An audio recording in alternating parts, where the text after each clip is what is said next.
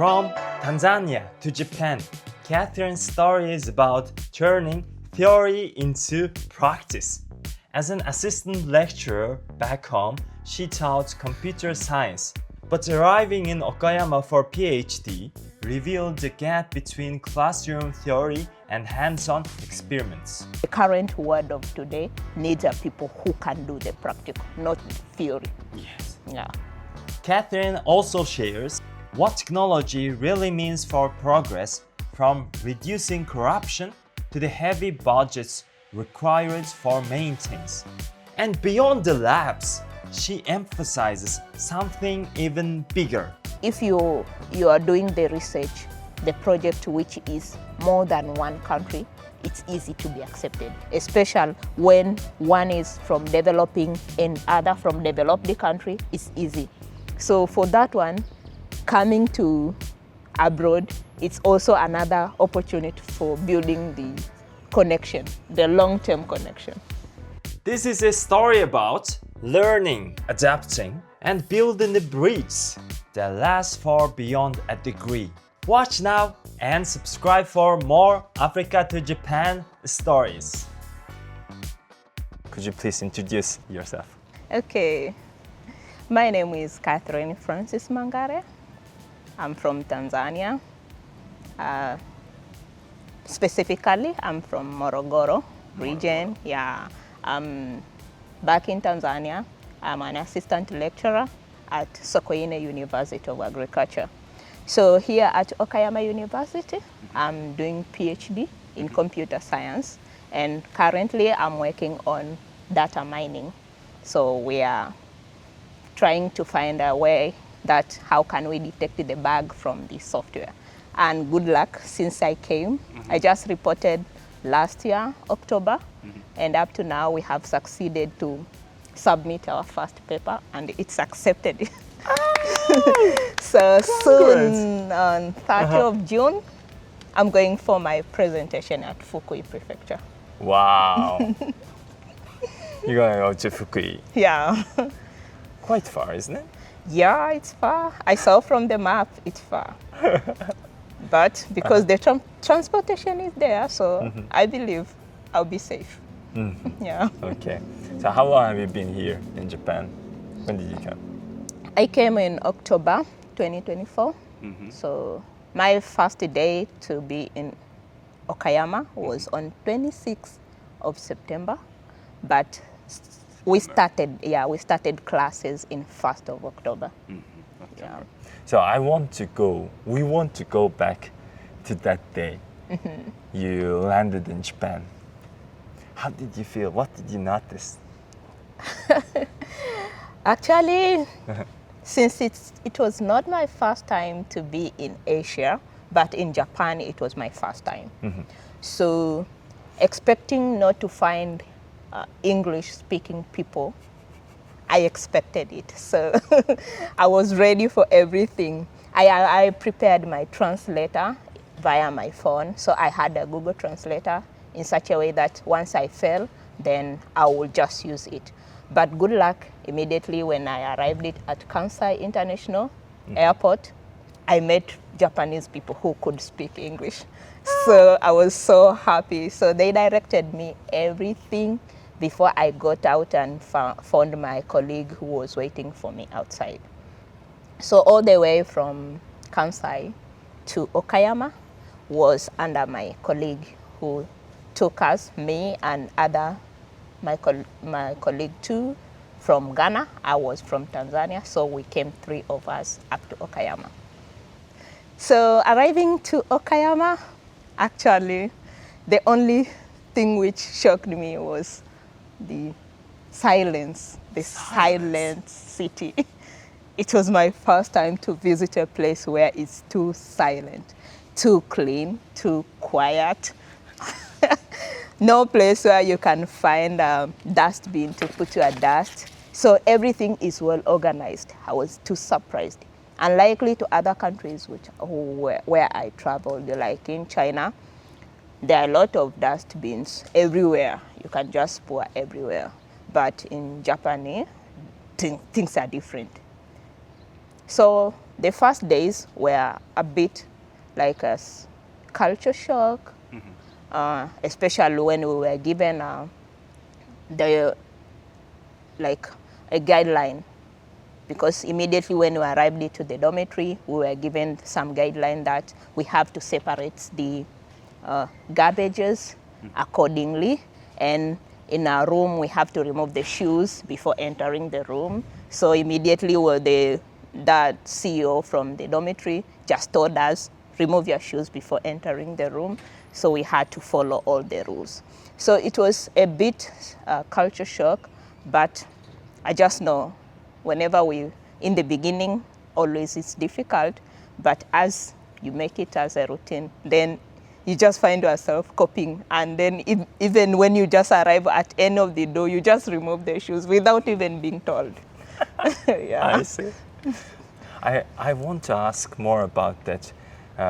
The first day that you search the English-speaking people in Japan. But how about in your daily life? Can you find English speakers here in Japan? Because, a lot of people, sorry to saying this, but, a lot of foreigners joking about Japanese people's English, isn't it? So, how's it going? You can speak Japanese before you come here. Actually, I didn't know except konnichiwa. When I came to Japan, Just hi. I just had the konnichiwa, just only that word. So when I arrived first in Okayama, finding people who could speak English was difficult, including my lab mates. So I entered in the lab, professor just did the short introduction and forced the students to introduce themselves in English. And then even others were shy. And professor told them that, I know you can speak English, but only because you found a person who speaks English and then you feel yourself shy. So I can't say much, but in comparison to my country, we do English in school. But the same person who do English in school, if you meet him or her in the street and tell him or her speak English, will lose confidence. Yeah. So when I just saw like that, I was like, yeah. But now coming to the street, especially when I started going to church, where I found almost the whole church, including the pastor, can't speak English. I speak even my little English, cannot even understand me. I was like, what hell is this? Yeah. So the only good thing which I was just happy with Japan is, apart from not being able to speak English, what they have tried their best, they have also tried to use the dictionary via their phone. So they will have to type and then show you. So that's the only good thing which they have gone ahead. I see. Yeah. At least they have like some effort Yeah. to do that. So especially when they meet foreigners, they have done some more effort, extra effort, which I didn't expect to find it. So I even found even other old people, they can do it. They can just try to write and then show you that this mean this, and then you'll be like, yeah. So good. Yeah. Actually, today when I arrived in Okayama the first time, I'm trying to find the direction where should I go, and I'm looking for my phone, and some like older like grandma comes to me, and maybe like 80 years old, and she asked me, are you looking for something? And I want to go Okayama University. Okay, Okayama University would be there, and let's go together. Yeah, you can imagine. Yeah. That's so helpful. She brought me here. Even leg is not good. Yeah. She's using The stick. the stick. Even then. But she had to do she her best. brings me here. Yeah. Very, very kind. Yeah, the kindness of these people is different. I just heard from, when I was in my country, when they were speaking about the safety of Japan, I didn't understand till I came here. So they are so helpful. And even saying that this place is safe, it's safe because of even how people behave. They are trying their best to put everything to be in a safe way. Yeah. Every single person. Most of them who I met, I can say. I can't say everyone because I have not met all, but those who I met, and even those who have been acting towards other people who I have seen them, they are so kind. Yeah. I see. I want to ask about the students, especially student attitudes, like efforts and behaviors, comparing to your country, especially your university. You know, you were teacher there. Yeah. And you are like having class here with Japanese students, or For here, no. no? No. But you can see the like lab members. Yeah, for lab members, yeah, we are only 3 international and about 22 students are Japanese. Okay. So we are 25. So you can communicate easily with the Japanese students. So could you please, is there have like any difference between the Tanzanian students and Japanese students? Like identity differences, like? I can say maybe in the part of working hard, Japanese students, they are extra mile working hard. They are working harder than our students. Maybe it's because of the culture which they have been built before when they were growing up. Unlikely to our part in my home, we need to push them. Maybe because of technology, we are back in technology. So for Japanese students, at least if they are given, we have like 4 students who are Bachelor 4. I see their work. I see when they were given papers to read and present, they can do extra mile doing some experiment from the papers. So I just compared with my students back home. If you find those students, you'll just find 1 or 2 out of 22 students. So it's a kind of awkwardness. You need to do a lot of effort to push them. Yeah, maybe I can say maybe the background matters in one way. Also the history matters, and also the availability of technology matters too. Because maybe if we could have enough technology in our country or in our university where I am, maybe it could be easy even for those students who are capable to do something. They could do extra more.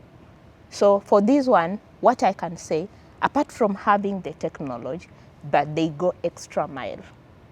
So I take an example when we were given, last week we were given some papers to read and to do the presentation. And one of the students who likes, she's Yui-san, so she had to tell me, she translated her presentation to English and she wanted me to clear check because she just used the ChatGPT. And because she needs to learn English and she has been teaching me some Japanese, so she wanted to present her presentation in English. So she wanted me to be like an audience for her to do the presentation. And I was surprised that she did even that experiment from the paper. So she downloaded the data and followed all the procedure which they did and then did the same experiment. By which, even if I could be given the same task, as I could just present the paper. I could not go for the experiment. Yes. Yeah. So I kind of surprised that and then even in the presentation, it was not only her, but also those other students. Only one didn't do the experiment, but all these 3 students, they did the experiment. So I was like, yeah, we need to think beyond what we are given. Yeah. That's great. That's great. You said about the capability of the country. There are a lot of hardworking students in like every country. Yeah. We have lots of problems, like social problems and capabilities. You know, some university or schools don't have equipment. Yeah, including my university. And even some university have lack of books, Yeah. research papers. So how about your country? What's going on there? We want to know about your country situation.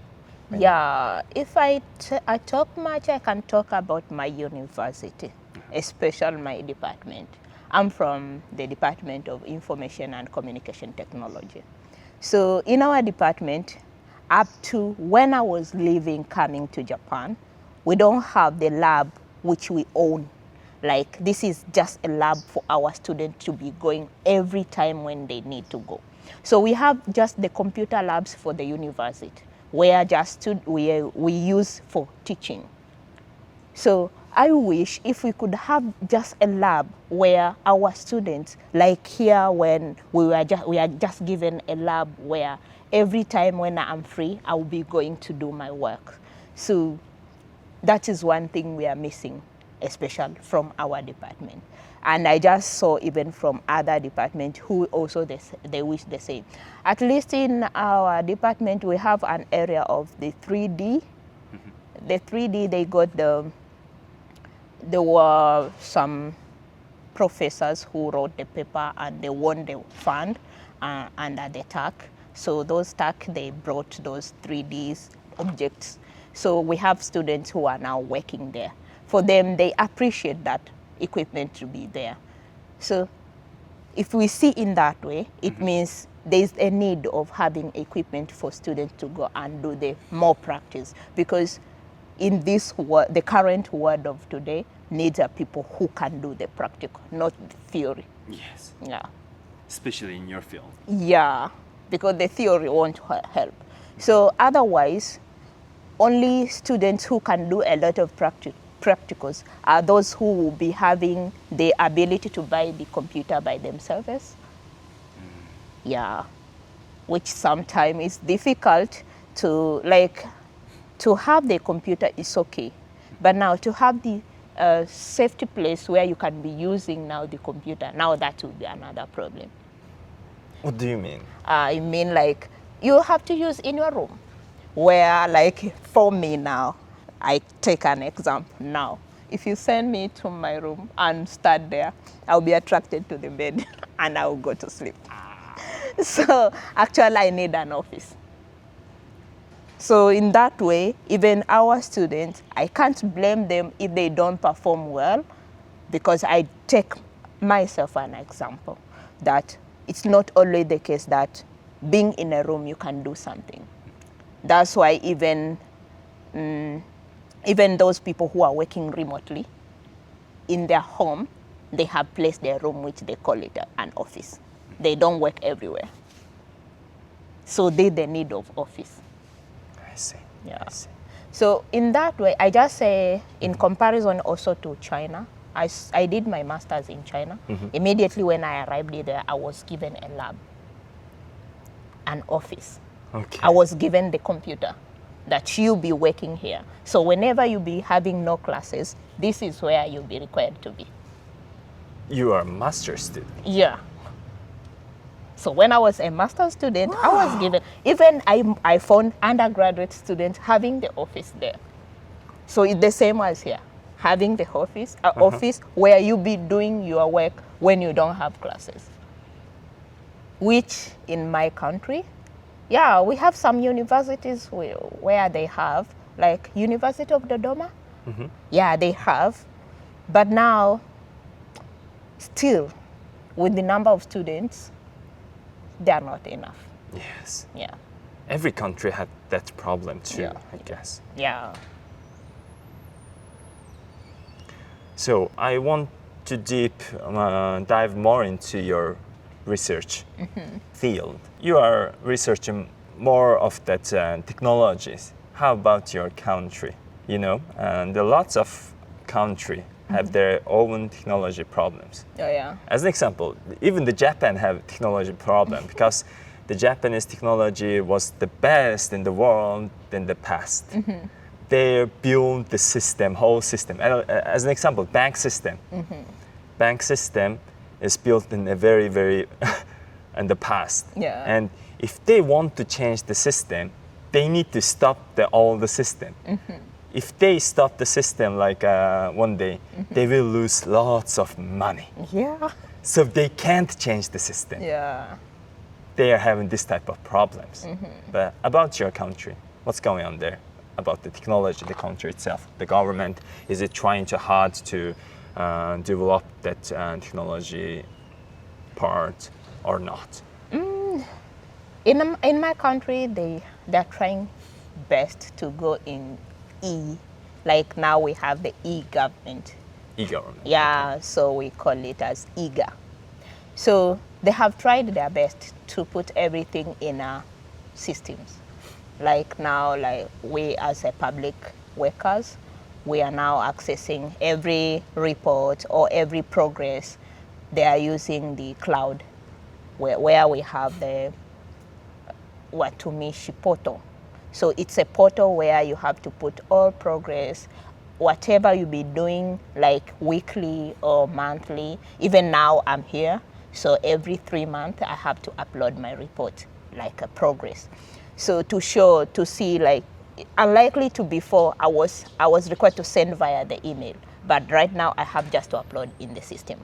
So the government have tried their best to make most of things to be in internet-based, more than mobile-based, and more than paper-based. Though paper are there, but at least most of them, they are electronized. They put in electronic.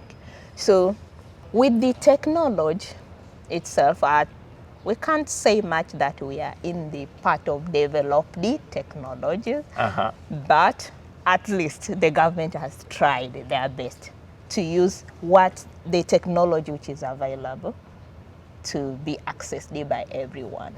Yeah. I see. Why I'm asking this technology question is if we don't have that type of internet technologies,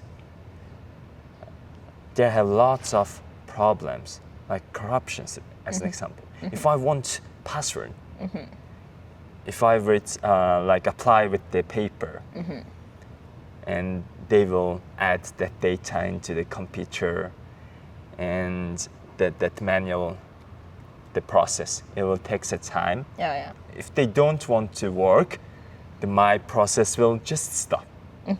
But with the technology, It's easy. yeah, it is hard. It is fast. Yeah, even tracking is easy to track.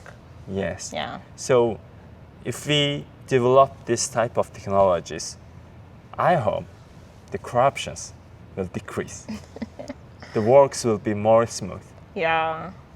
The only problem which will be there is only to maintain the maintenance of the technology. Is it hard? It will be hard. It's hard also up to now, even the budget for maintenance is always allocated there. In the software development, always we allocate the budget for maintenance as higher, more than, they can be even equal to the developing technology. Really? Yeah, because maintenance, meaning that it's like you redesign or you do, like, you restructure, making it to be in the same standard. Wow, we didn't know about that. Yeah, maintenance is difficult. Okay. Yeah, because now the maintenance will have to go with also the adaptation of the environment. The environment maybe, because now if we are taking in the real life, the internet always change. We were from 2G, 3G, 4G, now we are in the 5G. And people are now working on 6G. So if you be relying with your old technology, all the systems, and we have moved it to 6G, then how will you make your system to adopt here? Now the maintenance is needed and also the renovation to the system. That's why it's expensive to maintain. I see. Yeah. So we need a lot of budget and time and effort. Yeah. That's really hard. And resources. Resources, including the human resources and the equipment resources. Yeah. I want to ask that human resources, is it like enough for your country or not right now in your field? In my field, I can't say much, but we have few people who we call them as expertise. Yeah. So they are not enough. Yeah, they are few. So those few, they have to be used it and overused it sometimes. That's why even in my department, they had to force us to come for studies, so that at least we can add some energy. But now the thing is, like for us, we have been employed in the teaching part. So going back, sometimes we have to help even those technicians on their task, because leaving them alone, it's like they're overloaded to their task. Yeah. So we don't have enough, I can say we don't have enough expertise in our field, especially in my country. I can take an example even in my university. So sometimes we have to use even instructors to go and work on the technical parts. So they will have to do both. They do the teaching, they do research, they do consultation, and they do the technical parts. So busy. Yeah, a kind of busy. Wow. Okay. So where did you got your undergraduate degree in your country? My undergraduate degree I did in my country, Sokoine University of Agriculture, from 2010 to 2013. Yeah. So why did you decide to go abroad? It was my dream. Since I was studying in my undergraduate, I just said, I can't start within the country from primary school to university. No. So immediately when I got employed to the same university where I schooled my undergrad, that is where I had to start applying for scholarships. So I applied most of the places, including Japan. Also I applied. In the first time? Yeah. So it was good luck. Chinese and a MOFCOM scholarship replied earlier, and then I accepted the offer, and then I went there. Yeah. Because it was your dream to go abroad? Yeah, I just wanted to be outside the country. Why? Why? Yeah, I needed to experience. You know, people have been schooling outside, and they will be telling you, here you are just playing. Especially in technology, you need to go to the countries where their technology is ahead of ours, so that you can see that gap. So for me, going there, it was just because I needed to discover the gap, not to be satisfied to where I am. So immediately when I went there is where it was like opening eyes. So my eyes were opened, like, what? Did I miss this? So the first time I entered in the class, and instructor just said, this you did the experiment when you were in bachelor. And then I just remember, in bachelor, I just did the theory part of it. I didn't do any experiment. I was so surprised.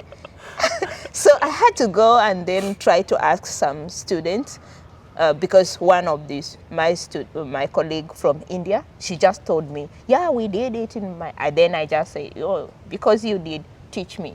So that part was like, yeah, I'm in the right position. And immediately when the instructor just came and then told me, like, you are required to be able to do 1, 2, 3, and 4, produce the project. And at the end, I need this project to do 1, 2, 3, 4. I was so shocked. This one, I know the procedure in theories, but now put in practical was difficult for me, where to start. So the lady had to, my friend had to teach me some basics, and then I went to YouTube, and then immediately, because we had to use the MATLAB, and good luck, the university paid for the MATLAB, so it's only you to go and do the experiment there. So it gave me an opportunity to be open-minded and also do the practical directly. And likely to, when I was in undergrad, if I could not have done only those practical on myself, then these others, especially related to research, were difficult for me to do. So at least when I went there is where I met people who did even in their middle school, in high school. So for there, they were just advancing. And for me, I was just a beginner. So it opened my eyes, like, oh, I missed a lot of things. So going abroad, it was not a bad choice for me. I see. So it ended up to be a good choice. By which even in for PhD, I just said I will go abroad. Really? Yeah. I didn't apply within country. I applied abroad. Yeah. And the other thing which we normally check, especially we academician for PhD, we normally focus on the collaboration. So when, especially after we graduate for PhD, when we go back to work, when we need to do the research project, it's easy to do the collaboration, especially with our former professors. Yeah, so because most of the funders, they need to see intra-countries. So if you are doing the research, the project which is more than one country, it's easy to be accepted, especially when one is from developing and other from developed country, it's easy. So for that one, coming to abroad, it's also another opportunity for building the connection, the long-term connection. Yeah. It's great for the future career. Yeah. Not only like having a good life in Japan or like China. No, it's all about the connection, like life, yeah, the lifetime connection. I see. Yeah. That's brand new for like who don't have like PhD or like who don't have master degrees. Someone is just stopping their academic journey with the undergraduate degree. But Yeah. hearing that information, it's brand new and very useful. I see. Okay. So I want more about like easy stuffs about life in Japan. I want to hear about life in Japan. You know, it's I think it's very different country Yeah. comparing to your home. Yeah, it's so different. How different is it? More differently. Especially, I can start with the life expenses. Life expenses. Yeah, Japan is too expensive compared to my country. When I check on the food, when I check the fruits, I'm just saying, I just remember, wow, in my country, these fruits I could just get in this price. The other expense which I just found, it's about the apartment, especially the procedure for moving in, paying the key, and then you need to finish the contract. If you move out before the contract, like if the contract tells you to stay for 1 year and you move out before 1 year, you need to pay the penalty. I was so surprised. Unlikely to my country, if you have rented the house, you have to notify, for you not to get the penalty, you can notify the landlord 3 months before. So if you give the notification 1 month, now you will get the penalty. But 3 months before, then you not get the penalty. So the other expenses which I just found, like the key money, I was so surprised. Key money? Key money? Yeah, you need to pay for the key. So the key will be almost the same price as the rent. So if the rent is 20K, then the key also, the key money is 20K. So you pay 40K. And then there are other expenses before you move in that particular apartment. So that's another shock or another life which I was so surprised. But coming to the positivity in social life, at least for Japanese, they're frankly, especially with the prices. If you go to buy something and even the price is not mentioned, they will tell you the truth that this is a certain price. Unlikely to my home, if they find you foreigner, you have your own price. Unless you find the price is written. If you have gone to the supermarket, yeah, well and good. Or if you have gone to the mall, well and good, because for the mall, the prices are identified exactly. But if you go to the flea market, if you don't know our language, you are in trouble. If you don't know how to bargain, you are more in trouble. Yeah. Yeah, because they will have to give you the perception which we have is like if you have managed to travel from your country up to here, it means you have a lot of money. We have to share that money. Yeah. But in Japan, I was so surprised. Like they treat almost every people same, like themselves. Yeah. How about this city? Is it hot or cold or having a lot of rain or not? Since I came, I have experienced the only 3 seasons. I came in spring. It was autumn. Yeah, so we were finishing the autumn and then winter started. So winter was quite cold, not much cold because there was no snow. So I can't say it was that cold. It was just going up to -7, which even in my hometown, sometimes we go up to -2. So it was almost the same. So now we are in, the spring came, a bit rain, but not much rain. And then we are about to go to the summer. So telling that this is Sunshine City, now I tend to accept the reality that this is Sunshine City. Yeah, I have a colleague who is at Hokkaido. Okay. Hi. It's a northern part of Japan. Yeah, he tells me it's terrible there. It's too cold, a lot of snow. So I'm telling him that I'm at the Sunshine City. I'm enjoying the sun. That's great because like there are a lot of places that have a lot of cloudy days. Like as an example, I'm living in Akita, northern part of Japan, and we have like 300 days cloudy. I can imagine. And only like around 60 days we have sun. I can imagine. Meaning that even for you, you have to force yourself to dry your clothes via the dryer. Yes, it is really hard.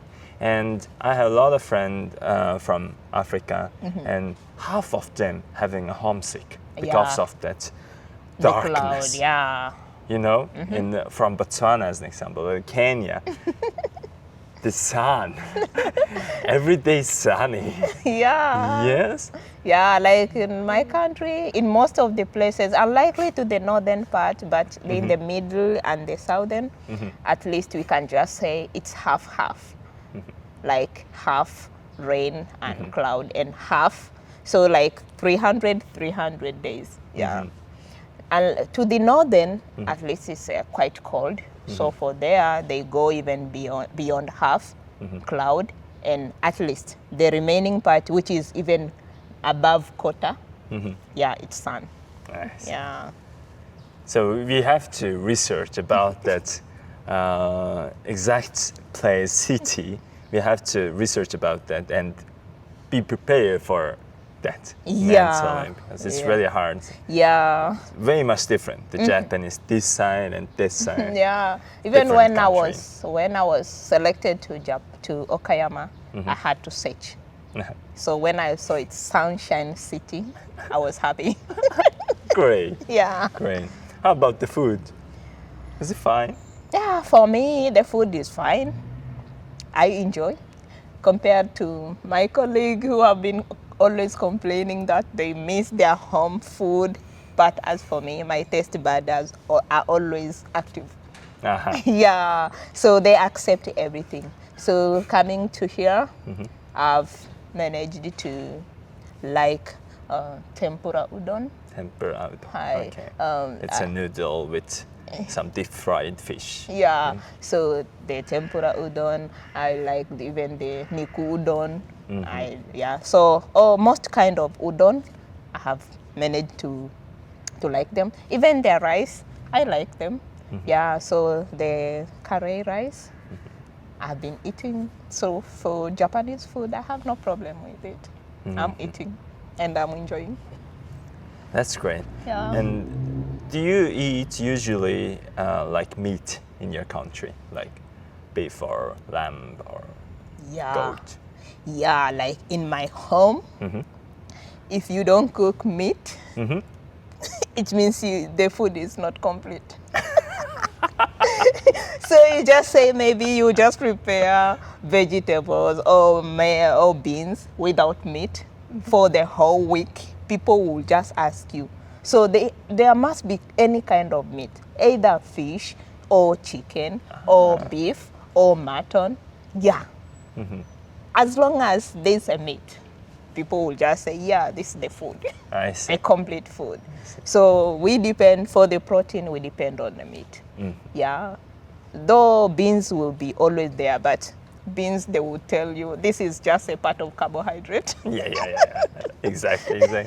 Yeah. But here in Japan, the meat is really expensive, especially beef and lamb. Yeah. Are you handling this as well, or?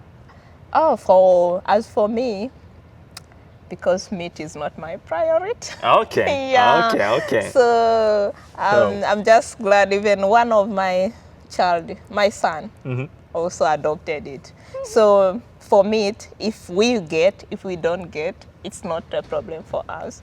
So even here, I can stay even 2 weeks without meat, and then it's okay. There's no time like I'll be fast of meat. No. At least fish, I can remember like, oh, I didn't take fish for a while. Then I'll go for fish. But beef or mutton, no. Okay. Yeah. That'd be great. So are you living with your son here? No, maybe if it will be possible next year, if everything will be in order, next year they will have to join. I have 2 kids. So I have a son who is 7 years, and I have a daughter with 3 years. 3 years. Yeah. Oh. So possibly if everything will go well, then next year with their dad, they will have to join me here and stay with me up to when I graduate.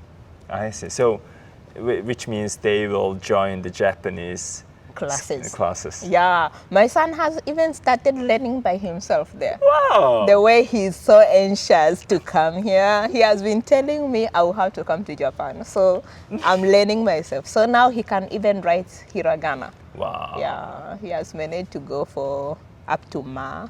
So he just told me I need to finish up to the last letter of the character. Yeah, because I told him, when you come here, you just be you forget about the alphabets. You have them, but not frequently. Here you'll be using the hiragana, katakana, and the kanji. Yeah, so he just told me I will start with the hiragana, and then he started doing some conversation like konnichiwa, arigato gozaimasu. So he will just tell me. So he had to tell his dad to download the video for him in the computer, so that whenever he'll be coming back from school, he'll be learning. Yes. Yeah. Do you think is the Japan good place for raise kids? Is it? I can't say much, but sometimes it's difficult, especially if the language. It's difficult, especially in the language. But coming to racism, Japanese have tried their best. Really? Yeah, they have tried their best to abolish that thing. So even if they see a person from another race, they try to mingle with. Even the kids, at the beginning they will be staring, and then after 1-2 days, you just find themselves following you, coming to you, and then touching you. So if you just respond, it's like normal to other kids. Even for the parents, they can allow, go. Unlikely to other countries where I have been, the child will not be allowed even to come towards you. Yeah, having that perception these people maybe they're bad, or they can teach our kids in another ways. But Japanese, they have tried, especially in racism. I don't know much, but hearing from my friends who are having their kids here, they just say, oh, don't worry, just send them to Japanese school. They will enjoy the education. They will enjoy even friends. Yeah, it will be just hard in the beginning, especially in the language. But once they master, you just find themselves, they have manage to do everything. Yeah. Great. So it is the almost end of the podcast at this episode. But before we finish, the very important part we left. So which is if you could give only one piece of advice to your country's young generations, like kids or like high school students or university students who want to study abroad, what would it be? My advice, which I will just give right now, actually, if you wish to come in Asia, put Japan as number one. I can give you an example, experience which I have been passing through, especially with my professor, who is most helpful person. He has been so helpful to my work. So since I came, and he has been directing me what to do. If I do a mistake, he will tell me, do this, don't do this, try this, can we go in this way? So in that scenario, and also I have asked my colleagues who are also in Japan, meaning that almost most of professors, they do the same. So in such a way that it's easy for even a student who is having no experience, especially in research, to adopt in the research easier.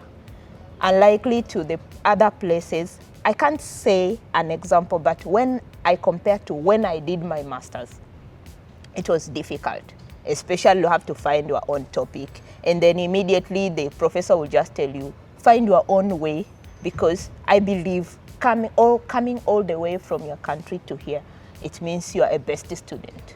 So in such a way that it was difficult for me even to hunt where to go. So comparing to that and coming to Japan, I argue that if you need to come to Asia, put Japan as number one. Wow, Yeah. best advice. Okay. Even the professors are really kind. Yeah, It's they're like so helpful. friendly. Yeah, they're so helpful. Okay, thank you so much for your time today. Thank you, Oji. It was great, and I want to meet after your kids are here and like having like 1 year. Yeah. We want to hear this story about that. I will let you know when they come. Please, Yeah. please.